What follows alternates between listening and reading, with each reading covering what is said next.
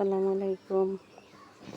আমার এই ছোট্ট খামারে জন্য একটি ঘর তৈরি করলাম। এই ঘর কীরকম হয়েছে আপনারা লাইক কমেন্ট করিয়া আমার একটু জানাইন যান কীরকম হয়েছে ঘর।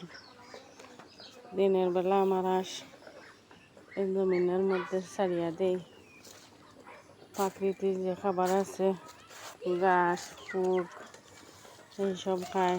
সকালে একবেলা আমি পানি দেই আর প্রতিদিন বিকালে আবার পানি দেই। পানি হিসাবে আমার হাঁসে লেয়ার 1 আর ধান দেই, দুইটা একখানে মিক্স করিয়া দেই। এর মধ্যে আমার হাঁসগুলা পানি খায়, গোসল করে প্রতিদিন।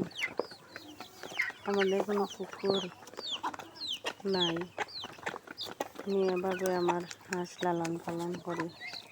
আপনারা সবাই দোয়া করবেন, লাইক কমেন্ট শেয়ার করিয়া সবাইরে দেখার সুযোগ করিয়া দিবা।